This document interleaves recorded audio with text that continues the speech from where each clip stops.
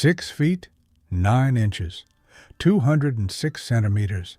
That number alone makes Edmund Kemper the tallest serial killer in the documented history of human crime. But here is the part that should make you stop. The detectives who were actively hunting him, the men working the case, reading the files, staring at photos of his victims, knew him personally. They drank with him at a bar around the corner from the police station. They laughed at his jokes. They called him Big Ed.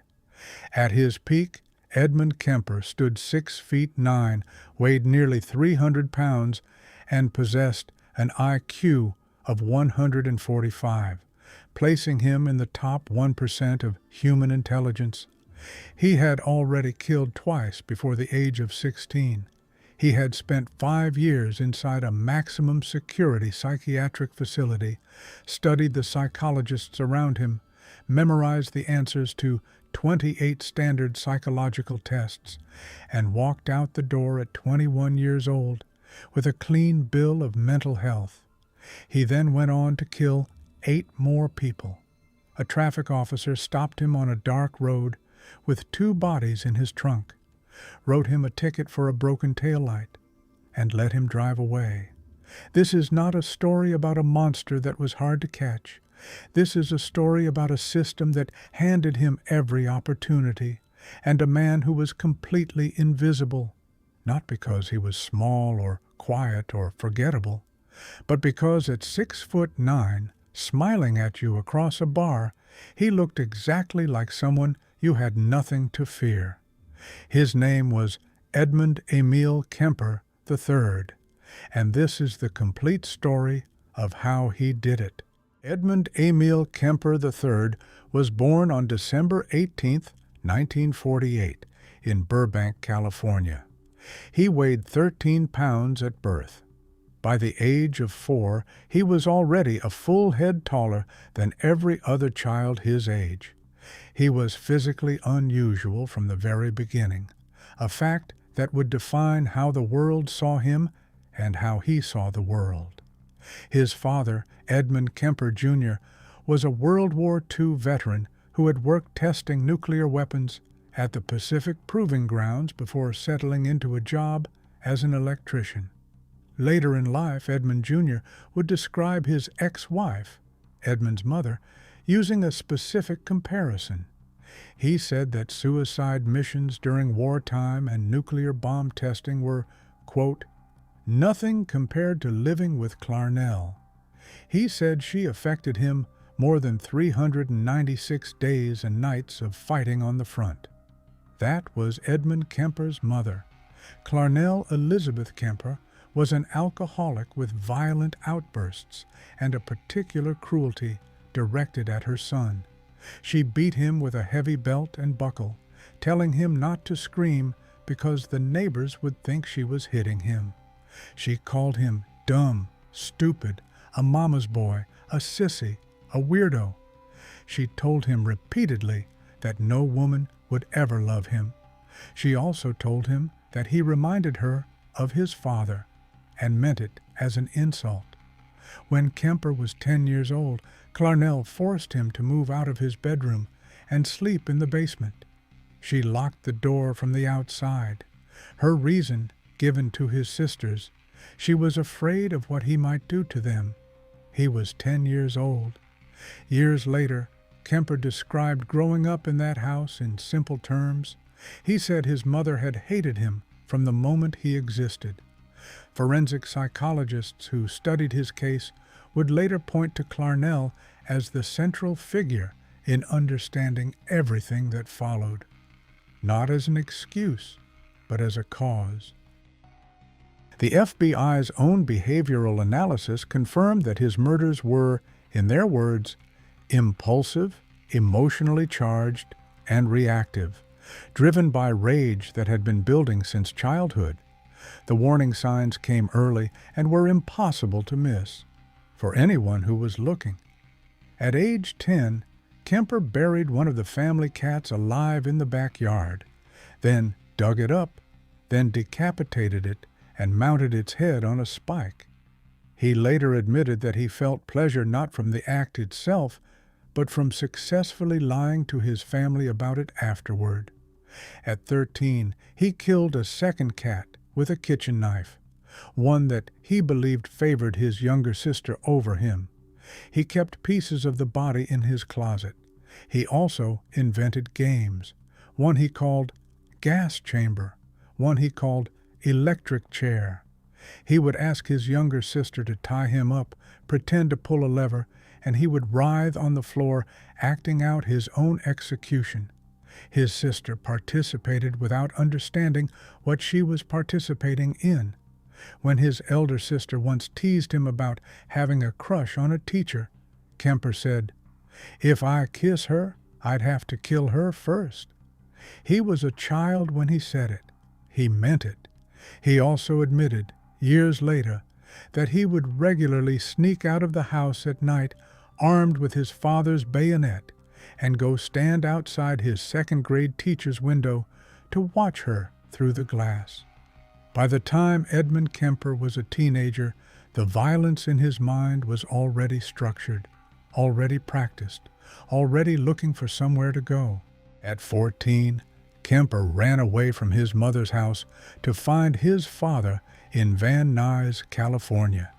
He had not seen him in years. When he arrived, he discovered that his father had remarried and had a stepson, a new family that had replaced him. His father sent him back. With nowhere left to go, Kemper was shipped to his paternal grandparents' ranch in North Fork, California, a remote property in the Sierra Nevada foothills. His grandfather was 72. His grandmother was 66. She was working on a story for Boy's Life magazine. Kemper later described his grandmother as someone who emasculated him. He described his grandfather as senile. What he never described, at least not in terms anyone could fully understand, was the specific point at which the decision was made. On August 27, 1964, Edmund Kemper was 15 years old. He and his grandmother got into an argument while she sat at her writing desk. Kemper retrieved his grandfather's .22 caliber rifle, positioned himself at the porch window, and fired. The first shot hit her in the back of the head.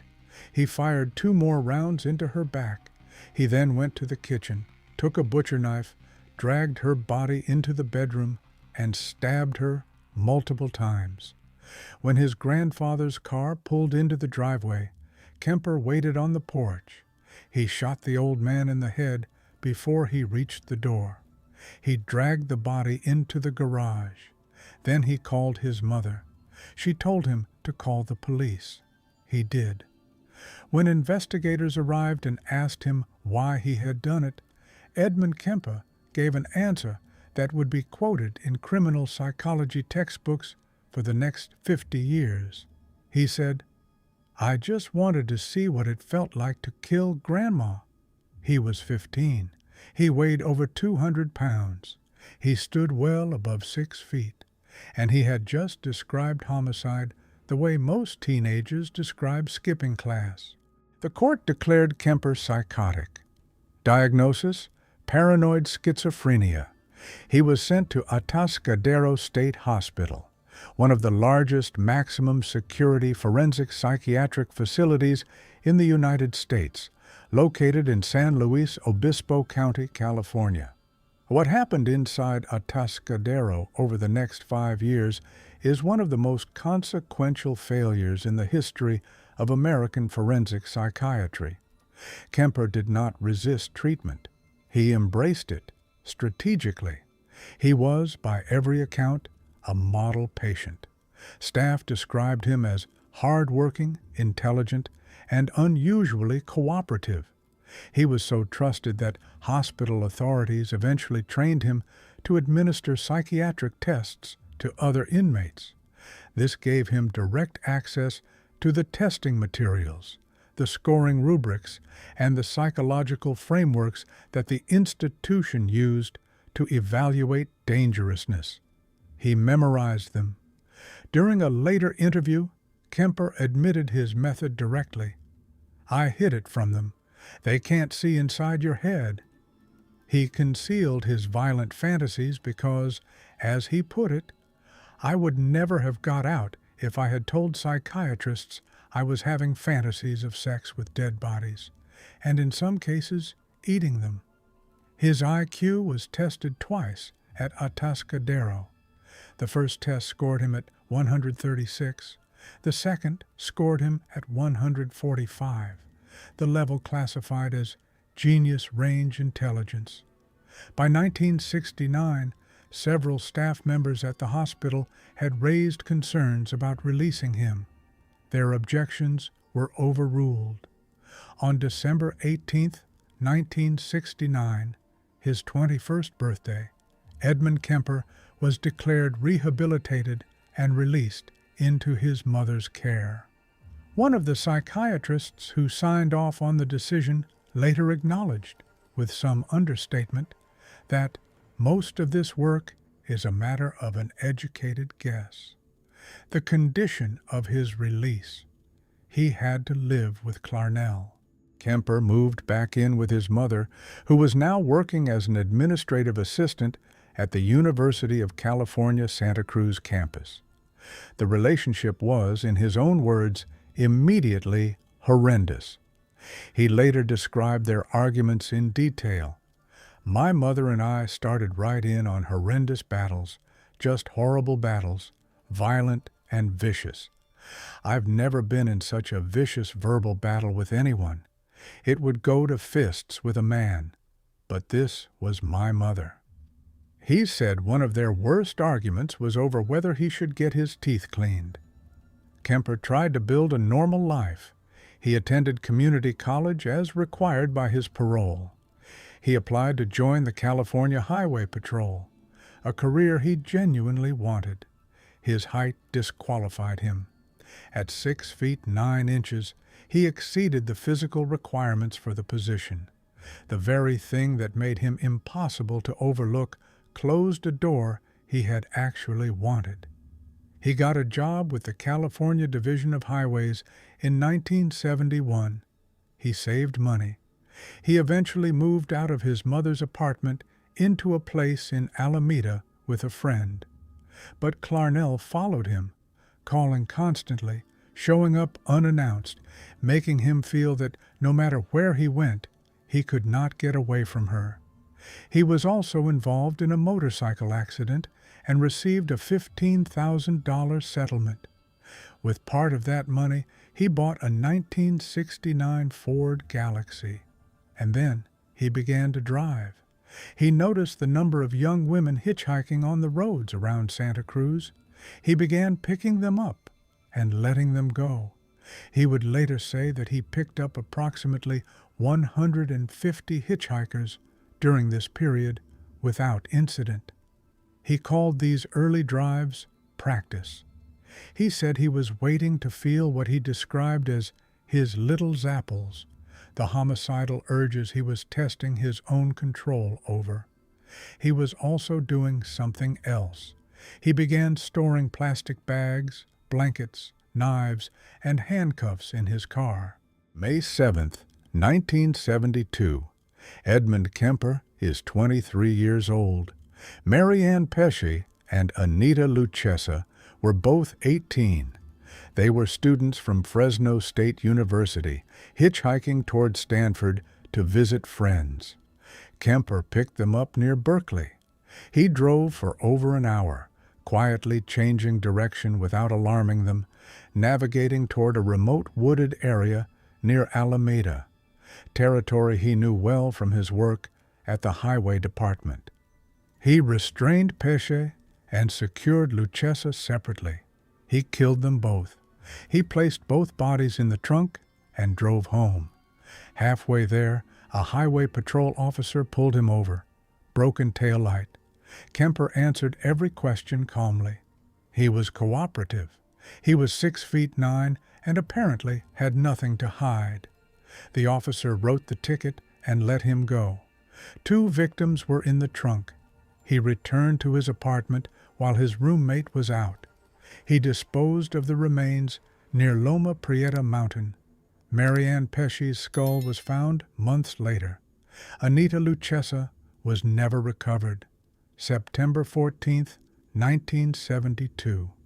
Aiko Koo was 15 years old, a dance student who had missed her bus and decided to hitchhike to class. Kemper picked her up on Highway 1. He drove to a remote area and pulled a gun. In a moment of confusion, he accidentally locked himself out of the car. Koo, despite the weapon being inside, unlocked the door for him. He overpowered her, and she did not survive. He later told investigators that when he returned to the car afterward, he opened the trunk and looked. He described the moment as being like a fisherman admiring his catch. January 7, 1973. Cindy Shaw was 18, a student at Cabrillo College. Kemper shot her with a pistol, brought her body home, concealed it in his bedroom closet overnight while his mother slept, and disposed of the remains the following morning after Clarnell left for work. He buried her severed head in the garden outside his mother's bedroom window, facing upward. When investigators later asked him why, he said it was because his mother always wanted people to look up to her. February 5, 1973. The Santa Cruz police had by this point issued public warnings, urging students to only accept rides from vehicles displaying an official university parking permit. Kemper had his mother's UC Santa Cruz permit on his windshield. Rosalind Thorpe was 23. Allison Liu was 20. Both were UC Santa Cruz students. They saw the permit and got in. He shot Thorpe immediately. When Liu attempted to get out of the vehicle, he fired 3 times. The third shot stopped her. He drove home. 6 young women, 10 months, and Edmund Kemper, all 6 feet 9 of him, was not on a single suspect list anywhere in California. Every few evenings, after his shifts and sometimes after his drives, Edmund Kemper walked into a bar called the Jury Room in downtown Santa Cruz. The jury room was where the local police drank. Detectives, patrol officers, investigators, the people whose job it was to find whoever was killing women along the Santa Cruz highway corridor. They all knew Big Ed. He was a regular. He was good company. He had an easy personality, a loud laugh, and no apparent reason for anyone to think twice about him. He occasionally asked them questions about the investigation, casually, the way a curious civilian might. They answered him. They liked him. Kemper was so embedded in the social world of the Santa Cruz Police Department that when he later applied to have his juvenile records expunged, records from the 1964 murders of his grandparents, a probation psychiatrist signed off with a glowing report. The report stated, in full, that Kemper had made a very excellent response to the years of treatment and rehabilitation, and that the doctor would see no psychiatric reason to consider him to be of any danger to himself or to any member of society. That report was filed on November 29, 1972. By then, Kemper had already killed 4 people since his release. His juvenile records were permanently expunged. Meanwhile, Herbert Mullen was also killing people in Santa Cruz County. 13 victims between October 1972 and February 1973. The 2 cases overlapped in geography and timeline, pulling investigative attention in multiple directions. Mullen was erratic and careless. He was caught in February 1973. Kemper was methodical and personable. He remained invisible. The man who was hunting women along the UC Santa Cruz Highway drove home every night through the same streets as the officers who were supposed to catch him. Some of those officers lived in his neighborhood. Some of them he knew by name. April 20th, 1973. It was Holy Saturday, the day before Easter. Kemper had not killed a student in over 2 months. He later explained why in an interview that forensic psychologists have since cited as one of the most lucid self-analyses ever given by a convicted killer. He said, "For 2 months, I hadn't killed. And I said, it's not going to happen to any more girls. It's got to stay between me and my mother. She's got to die, and I've got to die, or girls are going to die." He had made a decision.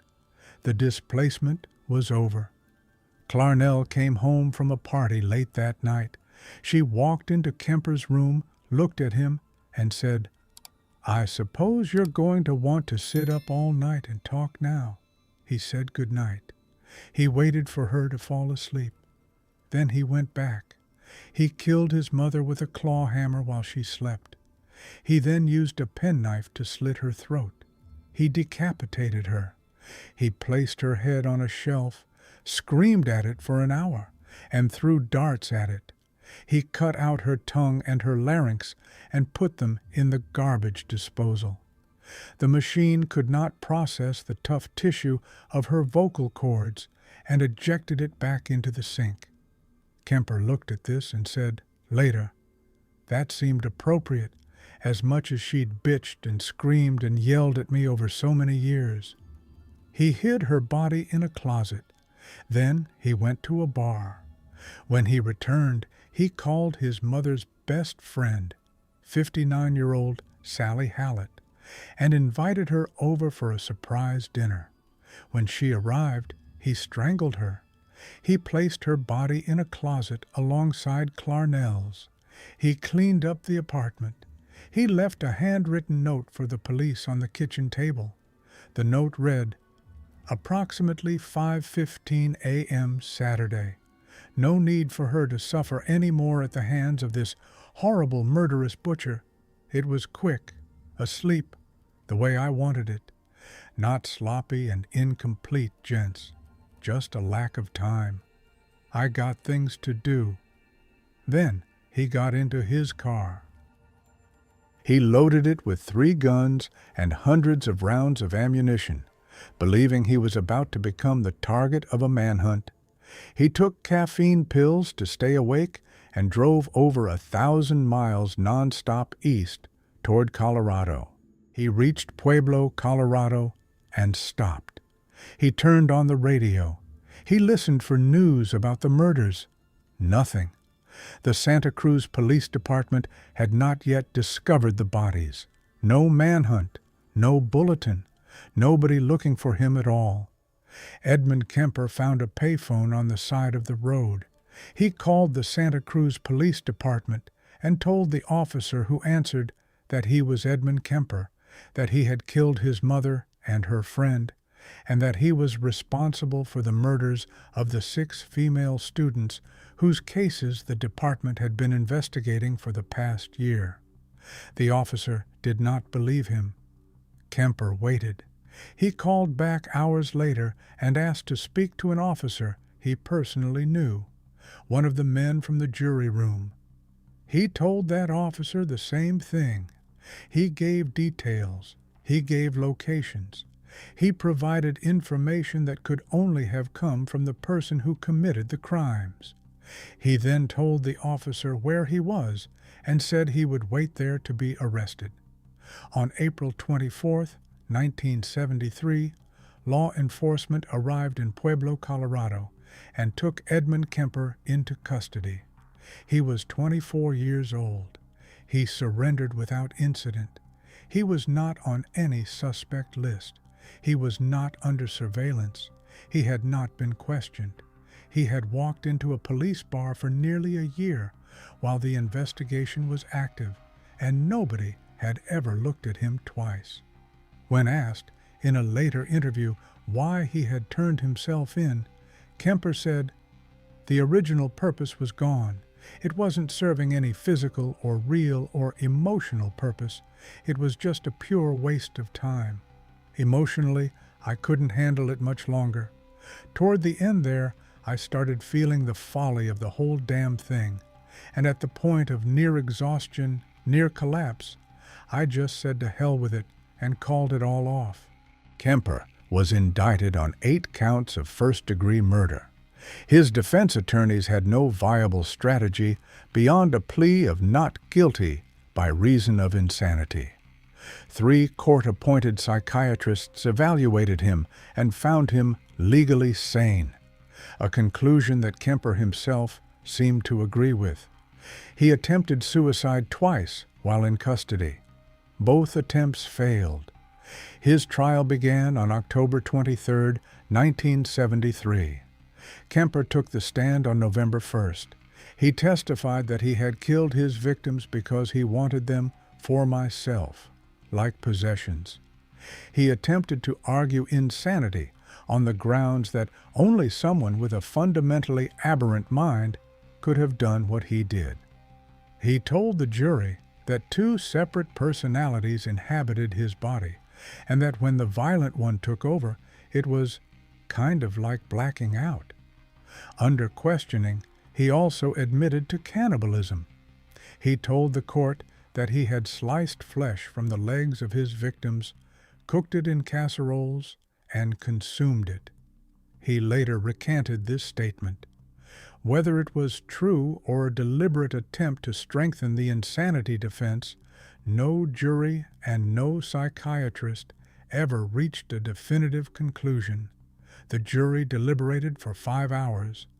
On November 8, 1973, they returned a verdict of guilty on all 8 counts. When Judge Harry Brower asked Kemper what punishment he believed was appropriate for himself, Kemper looked up and answered, "Death by torture." Capital punishment was suspended in California at the time. There was no mechanism to honor the request.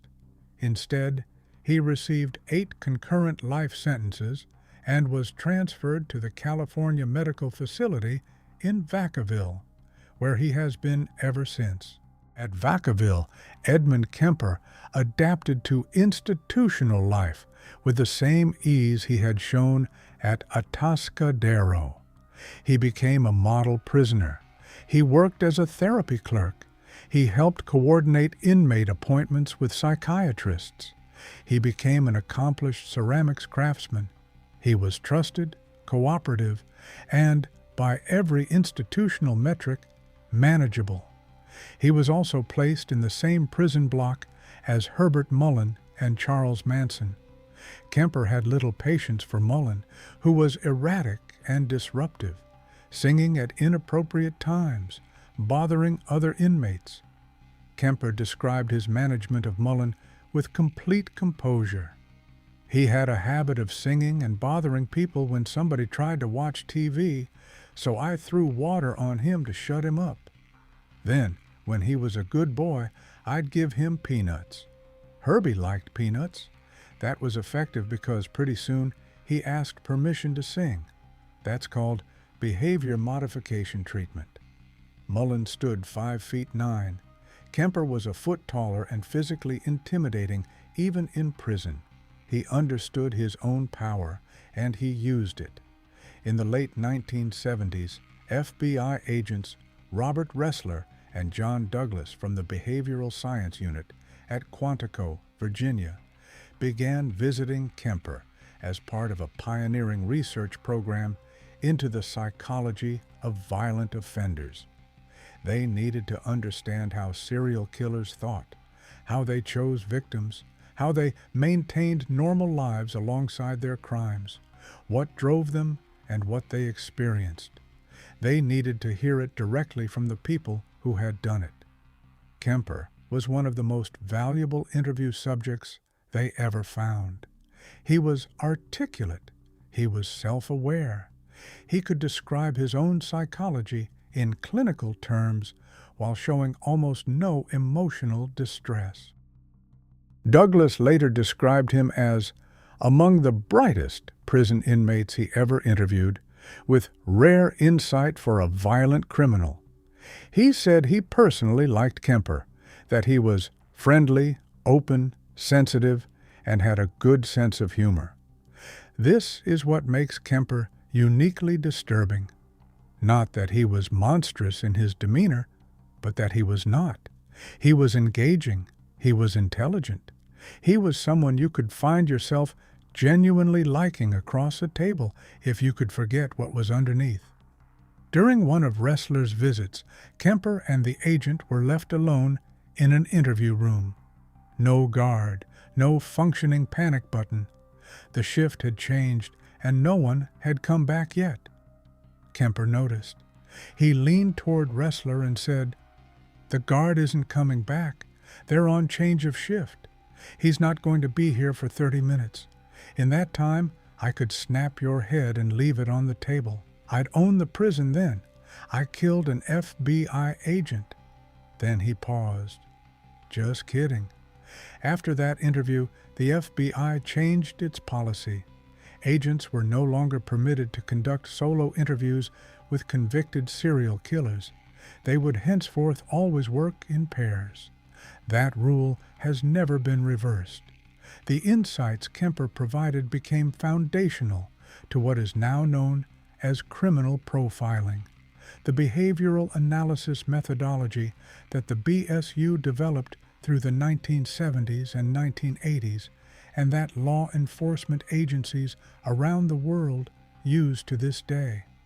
John Douglas wrote about these interviews in his memoir, Mindhunter. The book was later adapted into the Netflix series of the same name, where Kemper is portrayed as one of the central figures of the entire first season. He also spent years recording audiobooks for the blind. By 1987, he had personally logged over 5,000 hours of narration with several hundred completed titles.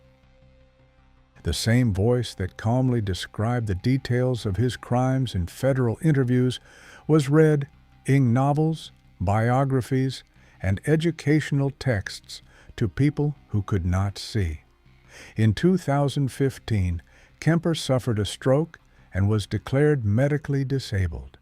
He was retired from all prison programs and has used a wheelchair since. Since 1973, Edmund Kemper has stood before a parole board 14 times. 14 times, the answer has been no. In 1979, at his first eligible hearing, no. In 1988, he told the board, "Society is not ready in any shape or form for me. I can't fault them for that." Still no. In 2007, the prosecutor stated, "We don't care how much of a model prisoner he is because of the enormity of his crimes." No. In 2024, at 75 years old, sitting in a wheelchair with diabetes, coronary heart disease, and a pacemaker, no. A psychiatric evaluation conducted in April 2024 classified him as high risk to reoffend. Prison officials noted that he remains, in their assessment, essentially the same as when he went in. There was also a 2022 rules violation. Kemper was cited for grabbing a prison staff member inappropriately. For a man who has spent 50 years presenting as a model inmate, that incident alone told the board something. His next eligible parole hearing is no earlier than 2031. He will be 82 years old. The state of California never executed him. It cannot release him. And so Edmund Kemper, 206 centimeters tall, IQ of 145, the largest serial killer in the history of documented crime, continues to exist inside a room at the California Medical Facility in Vacaville. Older, sicker, smaller in the ways that age makes all of us smaller. The 10 people he killed remain exactly as he left them. He said it himself in an interview, the clearest thing he ever said about who he was and what he became. There's somebody out there that is watching this and hasn't done that, hasn't killed people and wants to, and rages inside and struggles with that feeling. They need to talk to somebody about it. Thinking that way isn't a crime.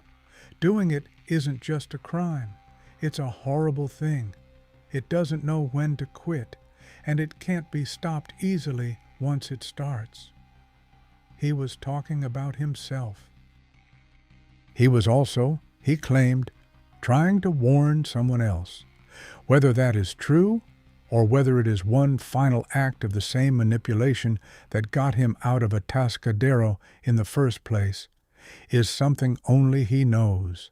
In memory of the 10 people Edmund Kemper killed: Maud Kemper, Edmund Kemper Sr., Mary Ann Pesci, Anita Luchessa, Aiko Koo, Cindy Shaw, Rosalind Thorpe, Allison Liu, Clarnell Strandberg, Sally Hallett,